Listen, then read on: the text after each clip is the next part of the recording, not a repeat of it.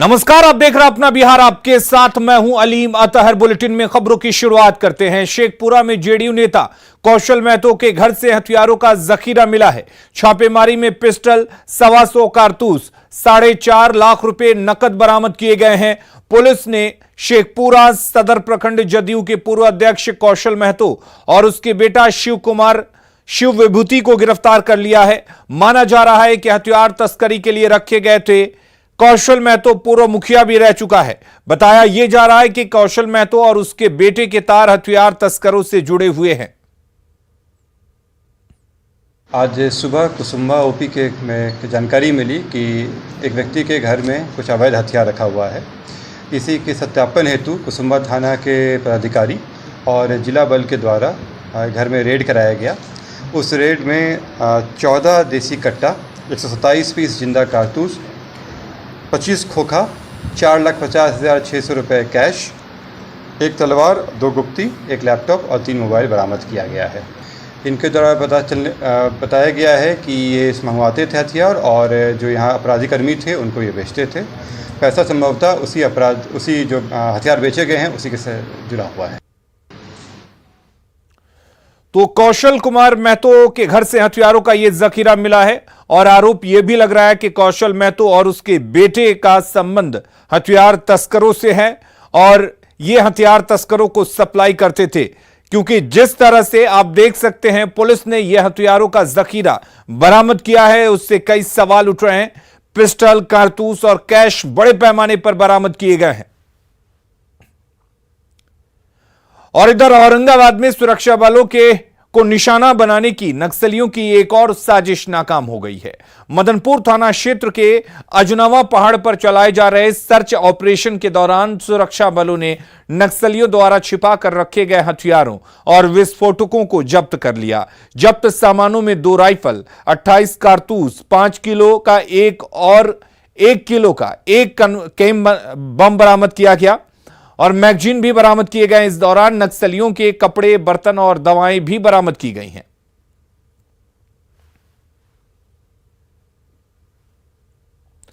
और अब खबर सियासत की। नेता प्रतिपक्ष विजय सिन्हा ने विधानसभा अध्यक्ष अवध बिहारी चौधरी पर गैर संवैधानिक कार्य करने का आरोप लगाया है। उन्होंने कहा कि विधानसभा अध्यक्ष ने सरकार के दबाव में विधानसभा की कार्यसूची में बदलाव किया। उन्होंने कहा कि जानबूझकर विशेष समिति के साथ आचार समिति की रिपोर्ट को सदन में आने नहीं दिया गया। उन्होंने कहा कि करोड़ों के भ्रष्टाचार के घोटाले की रिपोर्ट कमेटी ने दी है और सदन को यह जानने का अधिकार है।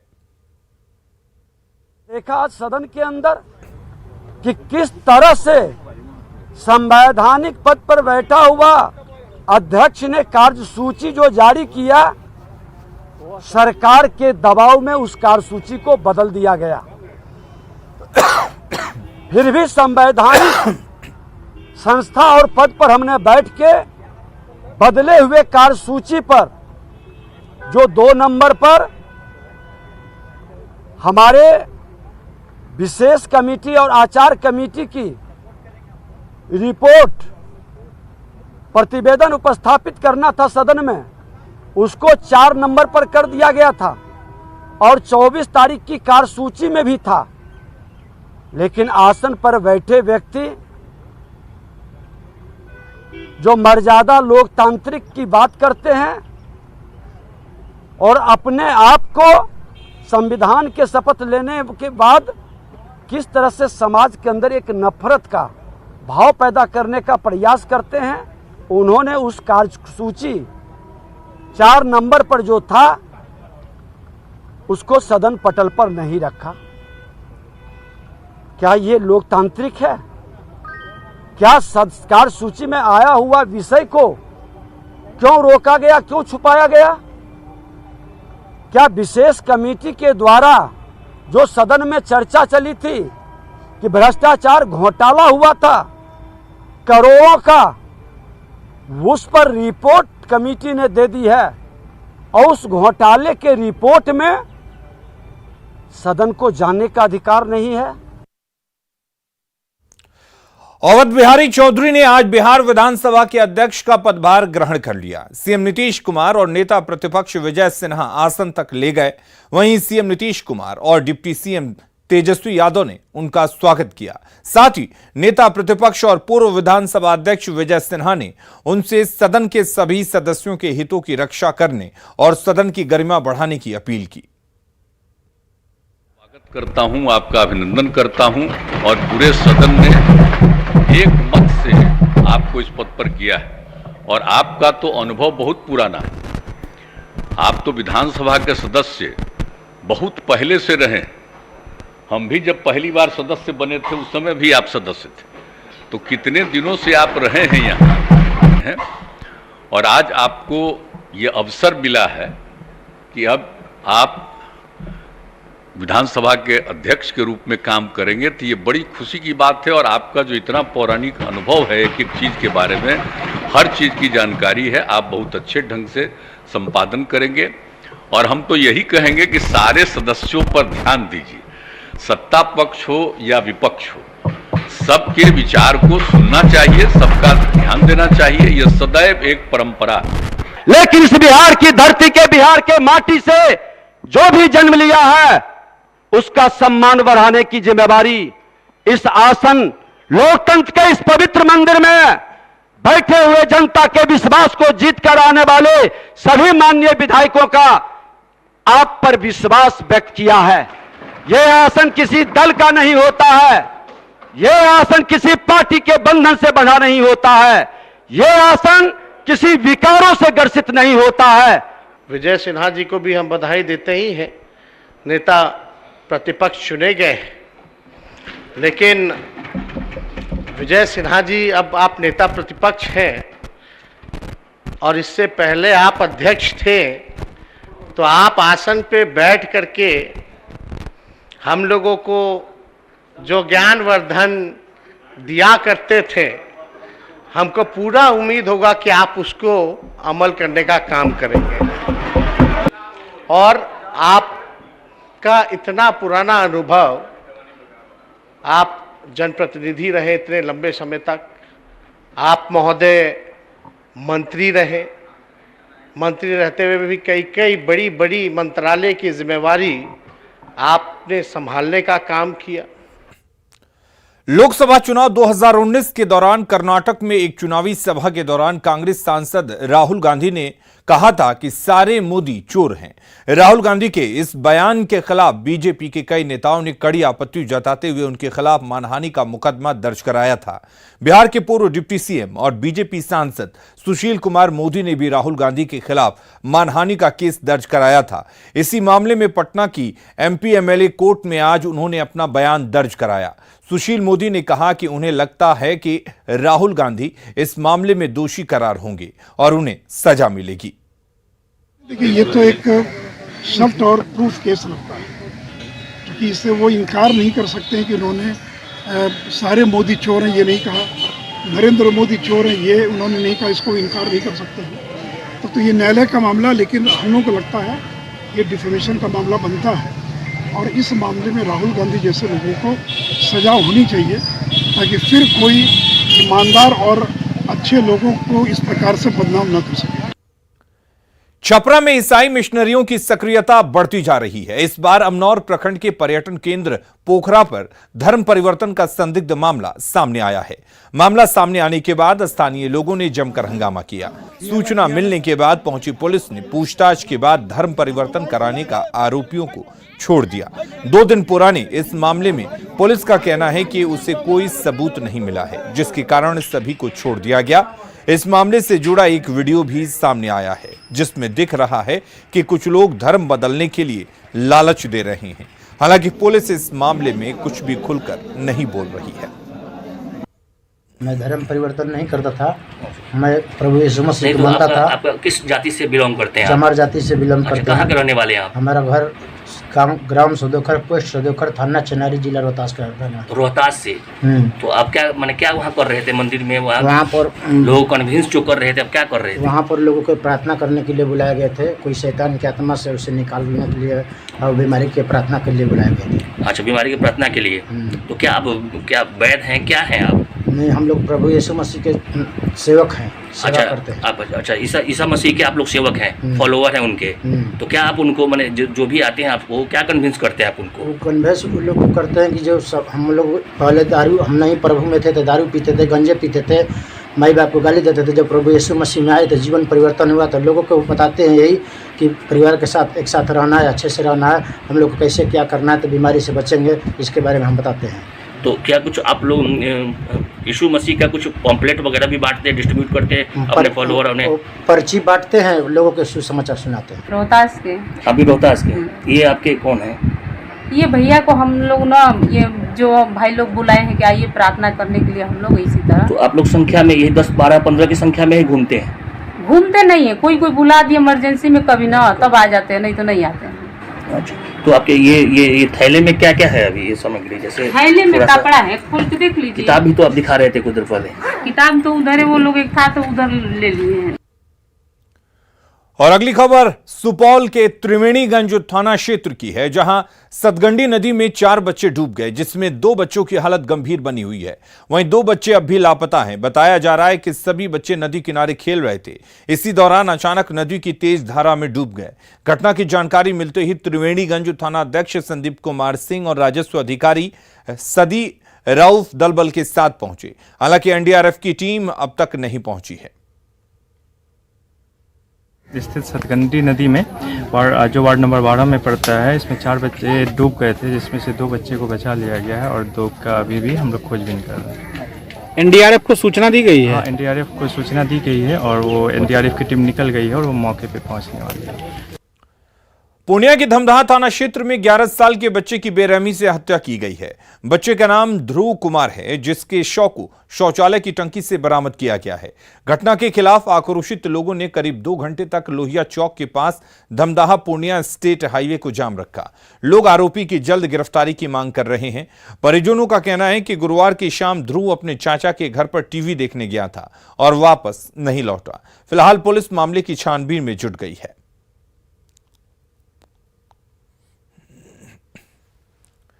राजधानी पटना के बोरिंग कैनाल रोड स्थित नागेश्वर कॉलोनी में शॉर्ट सर्किट से शकुंतला अपार्टमेंट में आग लग गई। आग में लाखों की संपत्ति जलकर खाक हो गई। कुछ देर के लिए अफरा तफरी का माहौल हो गया। बाद में मौके पर बुद्ध कॉलोनी थाने की पुलिस और दमकल की टीम पहुंची और आग पर काबू पाया।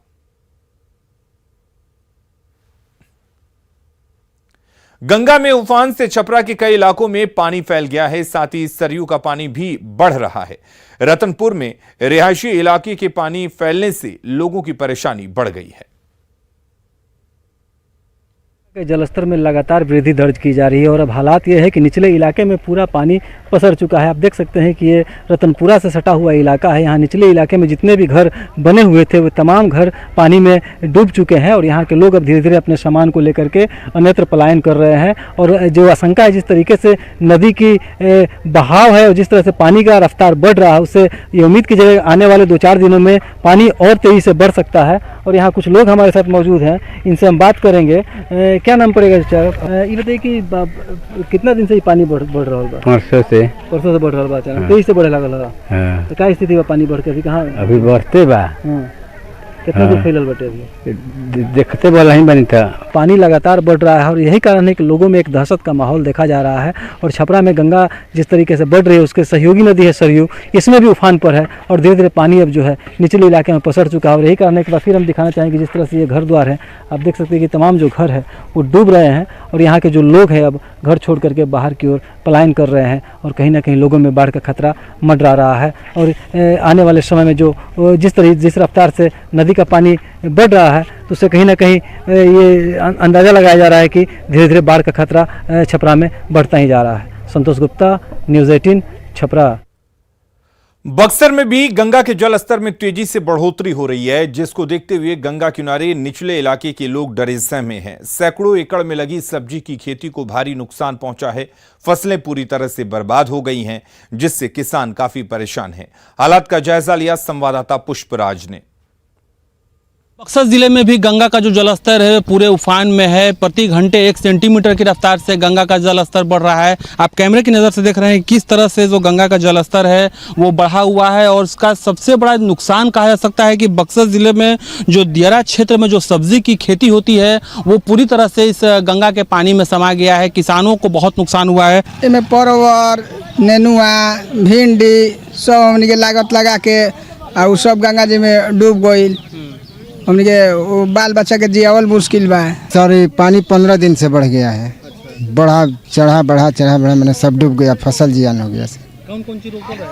परवल रहे, नेनुआ रहे, बोरू रहे, भिंडी रहे, सब। फिलहाल जो पानी बढ़ा हुआ है सबसे अधिक कहा सकता है कि नुकसान जो हुआ है जिले के किसानों को हुआ है। दियर क्षेत्र में जो सब्जी की खेती उगाई जाती है वो पूरी तरह से फिलहाल गंगा के पानी में पूरी तरह से समा गया है।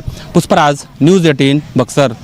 मुंगेर में गंगा के जल स्तर में लगातार वृद्धि हो रही है। गंगा के निचले इलाकों में पानी फैलने से कई गांवों में पानी घुस गया है, जिसके कारण लोगों को परेशानियों का सामना करना पड़ रहा है।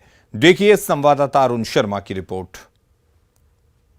गंगा के पानी में दिन ब दिन इजाफा होता ही जा रहा है, जिस वजह से गंगा के निचले इलाकों में पानी अब फैल चुका है। हालांकि अभी बाढ़ की जो स्थिति है वो नहीं आई है। गंगा का जो जलस्तर है वो अभी 37.79 मीटर पे वो जो है स्थिर है। और यहाँ का जो डाउन फ्लड लेवल है वो 39.33 मीटर है। तो ऐसे में अभी गंगा जो है बाढ़ की स्थिति में नहीं आई है, लेकिन गंगा का जो निचला इलाका है वहाँ पे पानी जो है वो फैल गया है। अरुण शर्मा, न्यूज़ 18 मुंगेर। के ज्ञानीदास टोला में गंगा कहर बरपा रही है। यहाँ की घर गंगा में समा चुके हैं। जो पक्का मकान बचा है उसे भी लोग तोड़ने पर मजबूर हैं। अब तक प्रशासनिक कोई मदद नहीं मिला है। प्रशासनिक मदद नहीं मिलने से लोगों में नाराजगी है। जायजा लेने के लिए कांग्रेस पार्टी की ओर से एक प्रतिनिधिमंडल पहुंचा। पार्टी नेताओं ने सरकार के खिलाफ आंदोलन करने की चेतावनी दी है। यही अगर बोरा में जाली में करके देते हैं ना तब कुछ सहूलियत है। बांस देने से कोई फायदा नहीं। बांस देखिए बगल दे रहा है। कांग्रेस पार्टी क्या करेगा? कांग्रेस पार्टी नहीं करेगा तो जन आंदोलन करेंगे हम लोग इस बात पे। आजादी के कई दशक गुजर जाने के बाद भी जमुई जिले के बरहट प्रखंड के एक गांव के सैकड़ों लोग पानी के लिए घंटों तक जद्दोजहद करते हैं। आदिवासी बहुल भट्टा गांव के लोग पहाड़ से निकलने वाले एक छोटे से झरना या फिर नाले पर ही पानी के लिए निर्भर हैं। घर से 2 किलोमीटर की दूरी तय करने के बाद यहां की महिलाएं पानी का जुगाड़ कर पाती हैं। देखिए संवाददाता केसी कुंदन की रिपोर्ट। जमुई जिले के बरहट प्रखंड के भट्टा गांव, जहां सैकड़ों की आबादी है, आदिवासी बहुल गांव है। यहां के लोग आज़ादी के बाद से ही अब तक पानी की सुविधा के लिए तरस रहे हैं। और पानी की अगर सुविधा की बात करें तो खखुआ जो पहाड़ है उससे निकलने वाली एक छोटी सी नाला है या यूँ कहे कि झरना है, उससे ही लोग पानी की ज़रूरत या अपनी प्यास को बुझाते हैं। तस्वीर सामने है, देख सकते हैं कि जो पहाड़ से निकलने वाली एक छोटी सी नाला है या झरना है उससे लोग बर्तन में पानी भर रहे हैं। और देख सकते हैं कि जो पानी निकल रही है किस गति से निकल रही है। और यही कारण है कि यहाँ पर हर दिन सुबह, दोपहर, शाम लोग पानी के लिए कतार लगाते हैं। तस्वीर देख सकते हैं कि बर्तन लगा हुआ है और लोग भी खड़े हैं इस इंतज़ार में कि उनकी बारी आए कि पहाड़ से निकलने वाला पानी इनके बर्तन तक जाए, इनकी प्यास बुझे, इनकी पानी की ज़रूरत पूरा हो। और यह तस्वीर ये आज से नहीं दशकों से चलती आ रही है। नल का जल योजना इस गांव में नहीं है और जो सरकारी चापा नल लगा वो वर्षों से ही खराब है। ऐसे में पानी के लिए जद्दोजहद होती है और परेशानी होती है। कितने सालों से होते आ रहा है, किस तरह की परेशानी है, कितना समय बर्बाद करना पड़ता है पानी इसमें सर कम से कम 2-2.5 घंटा 3 घंटा टाइम बर्बाद होता है। कब सुबह, दोपहर 5 घंटा। हाँ। 5 घंटा आने में लगता है। हाँ। और लेने में 5 घंटा लगता है। जब से हम लोग शादी हो गया यहाँ पर ही तब से हम लोग परेशान हो। हाँ हाँ। तो क्या दिक्कत होती है? दिक्कत होगा क्या दिक्कत होती है? पानी के लिए अपना प्यास बुझा रहे हैं, पानी की जरूरत पड़ रहा है, पूरा कर रहे हैं। केसी कुंदन, न्यूज़ 18 जमुई। पूर्णिया में कई सरकारी मदरसे भ्रष्टाचार का अड्डा बन चुके हैं। मामला पूर्णिया के बायसी प्रखंड के बड़ा रेहुआ शाहिदुल इस्लाम मदरसा का है, जहां हेडमास्टर पर सचिव का फर्जी हस्ताक्षर कर लाखों रुपए की निकासी का आरोप लगा है। इतना ही नहीं, फर्जी हस्ताक्षर पर रसोइया की बहाली करने, शिक्षकों का पेमेंट करने और मिड डे मील में गड़बड़ी का भी आरोप लगा है। इसको लेकर सचिव और ग्रामीणों ने डीईओ और मुख्यमंत्री तक को आवेदन दिया है। ग्रामीणों की शिकायत पर कार्यपालक अधिकारी भी जांच के लिए मदरसा पहुंचे, जहां उन्होंने धांधली और गड़बड़ी की पिस्टी का जायजा लिया। हमारे संवाददाता कुमार प्रवीण ने मौके से जायजा लिया है। पूर्णिया के बायसी प्रखंड के शाहिदुल इस्लाम मदरसा में बड़े पैमाने पर गड़बड़ी की शिकायत आई है और यहाँ के सचिव का कहना है कि उनका फर्जी हस्ताक्षर कर यहाँ के जो प्रधानाध्यापक हैं हबीबुर रहमान, उन्होंने पैसे की निकासी की है। इसके अलावा रसोइया की भी बहाली कर ली है। क्या मामला है, आइए बात करते हैं। हमारे साथ यहाँ पर सचिव हैं मोहम्मद सुल्तान, इनसे बात करते हैं।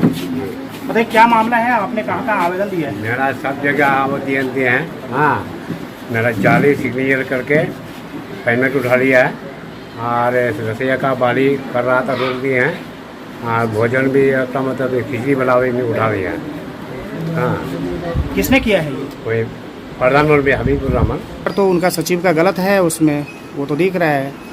सिग्नेचर सचिव का अगर गलत है तो हमारे पास 4 एप्लीकेशन है, उसमें अगर सब सचिव का गलत है तो इसमें भी गलत होगा। तो आरोप लग रहा है अभी आप पे, ये सारा गलत है। हम सबके सहमति से हर काम कर रहे हैं। आज तो अभी दस्तखत उनसे करवाए हैं तो मिल तो नहीं रहा है अभी प्रथम दृष्टया, तो बढ़िया से तो एक्सपर्ट ही बता पाएंगे, लेकिन प्रथम दृष्टया फर्जी है। हाँ, फर्जी हमको लग रहा है, दोनों को हस्ताक्षर मिल नहीं रहा। हालांकि बीओ के स्तर से इसकी जांच भी है। आज भी मजिस्ट्रेट यहाँ जांच करने के लिए आए थे और बीओ ने भी अपने मंतव्य में खुद लिखा है कि प्रधानाध्यापक की भी मनमानी दिख रही है। बहरहाल देखना है कि आगे जांच में क्या मामला सामने आता है। कुमार प्रवीण, न्यूज़ 18, बड़ा रेहुआ, बायसी, पूर्णिया। और खबरें लगातार जारी हैं। आप बने रहिए न्यूज़ 18 बिहार झारखंड के साथ।